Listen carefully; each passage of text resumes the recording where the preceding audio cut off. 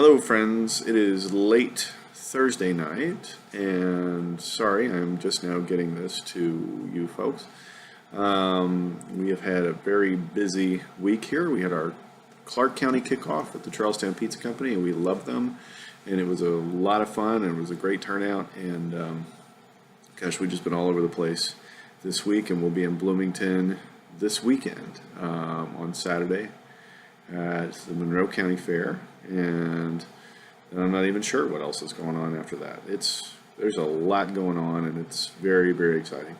But anyway, I wanted to get to these questions. I had a couple of them that I had to sort of hit the books on this week because I could slop down answers, but you folks deserve better than that. So this is what I've been able to come up with, and it's just two questions, but it's two questions that I've been getting a lot on, right? So, well, particularly the first question, which is comes from Twitter.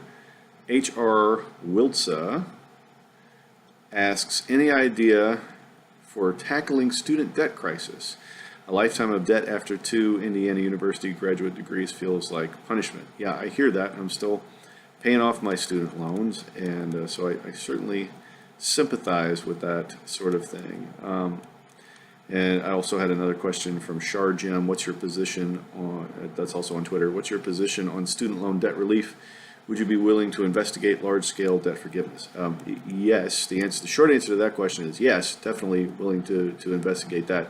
But then the overall question of how do you handle the student loan debt crisis is a big one, right? So this is a bubble that's getting ready to break if we don't do something about it. And we're back in a position where we're having to, bail out lenders or bail out students, something like that. And, I think that there's a way to take some of the air out of that bubble before it blows up. And of course, I think I've talked before, and it's on our website, the idea of tuition-free public education is something that's very appealing.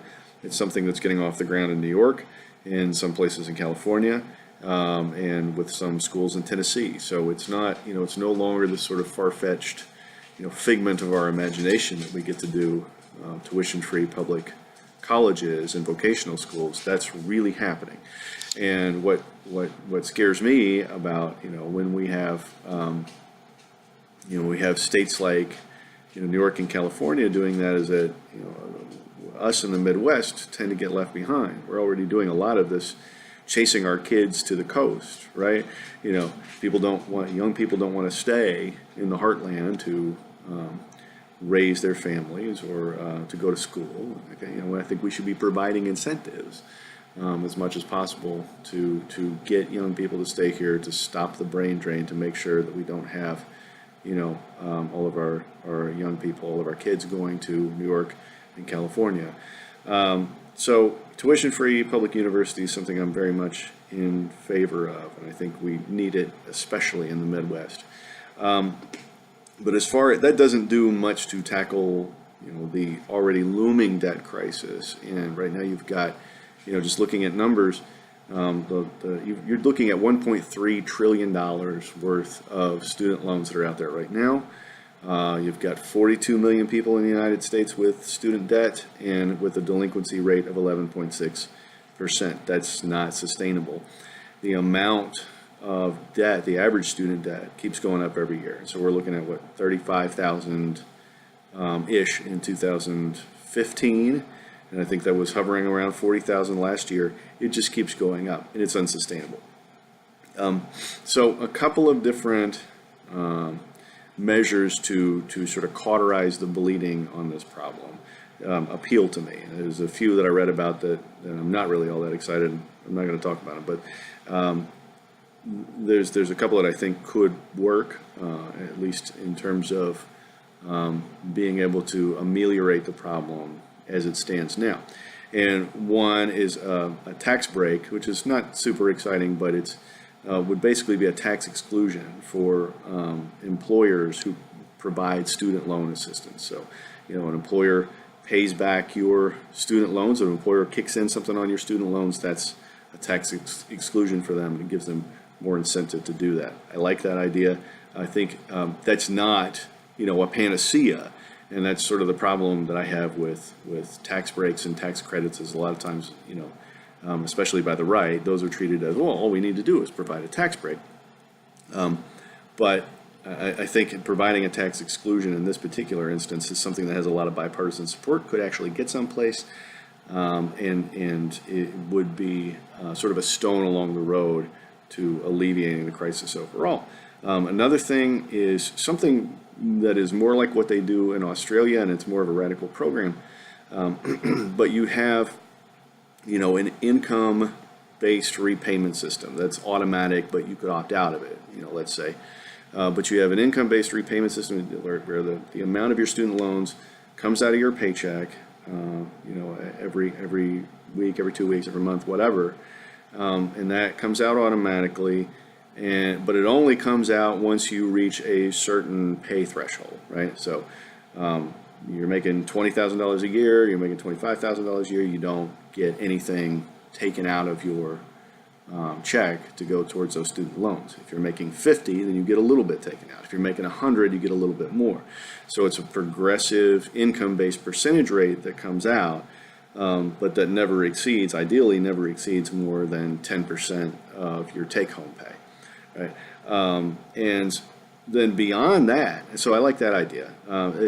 Beyond that, there's been legislation that's been introduced, and it's been about 5 years ago.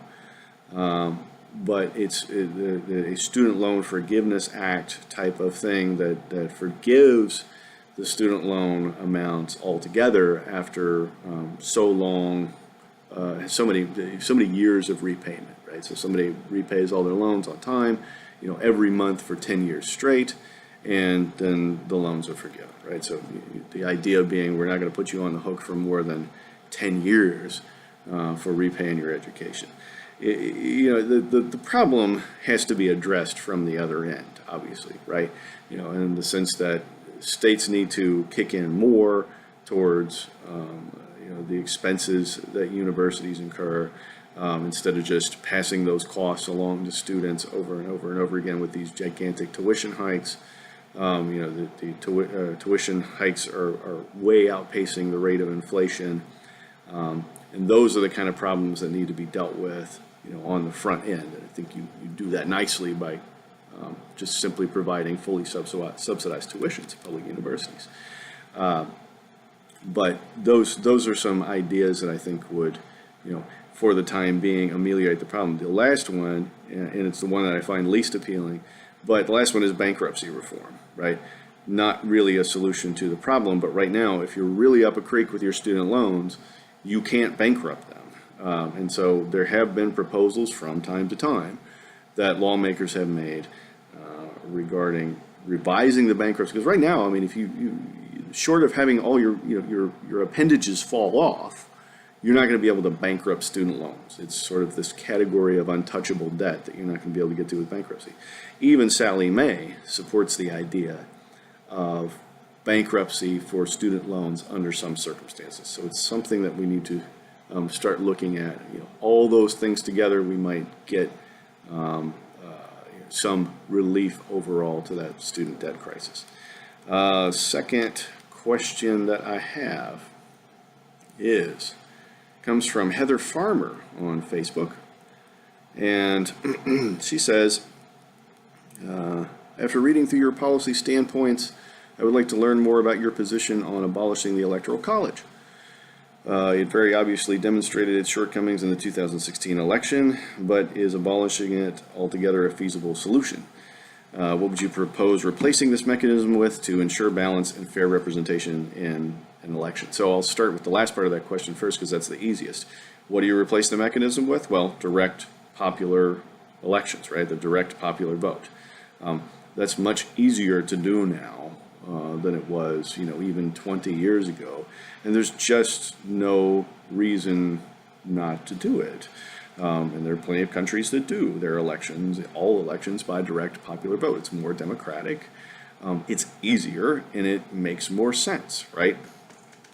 So I think that's one way. And you could start talking about like majority choice votes, where you have these sort of ranked votes, where you have pick your favorite and then pick your second favorite, and then first and second favorite duke it out if it's not over a certain percentage, and that's a system similar to, I think, what they do in Ireland.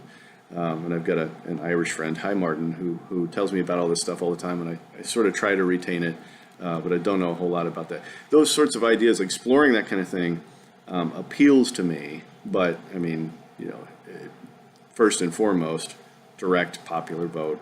I mean, that's a lot more sensible than the Electoral College, at least.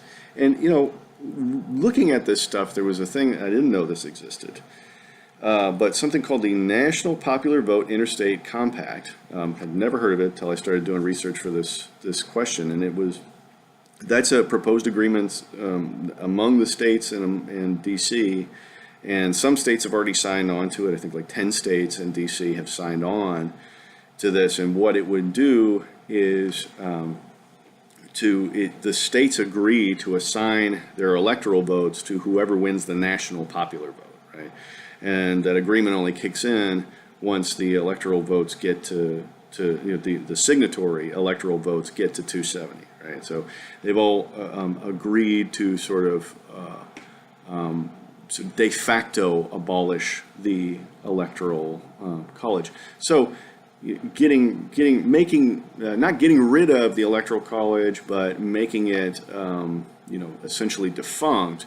We may be closer to that than what we think. The problem is, of course, getting enough states to sign onto it, and there's no indication that we are actually close to that. Changing the Electoral College would take a constitutional amendment, and look, I'm not under any illusion that as soon as I get elected, I'm going to get into office and I'm going to introduce legislation that does away with the Electoral College. That's ridiculous, right? It doesn't work that way. But it is a national conversation that we need to start having, right? Something that we need to start talking about. Like, is this a good idea when we have 4 presidents in U.S. history that have lost the popular vote, won by 3 million votes, and they still become president? Why are we doing that? What's the purpose in that? Is there any continued purpose in that? And if not, how do we go about changing it? This is just a national conversation that we should have. I personally think that the Electoral College is an anachronism and should be done away with it, and we should try to figure out how to do that as expeditiously as possible. So I am tired and I need to get to sleep, and we got a big day ahead of us tomorrow, but I hope to see you all very soon, and please send more questions. #AskDan. That's like a thing. People are doing it on Facebook or on Twitter, or you can, send a private message or email if you want to do that. info@canon4indiana.com. And of course, I think probably most of you know the website is canon4indiana.com. But I will see you, if not before, next week. Keep the questions coming, and I love you guys, and take care of yourselves. Bye-bye.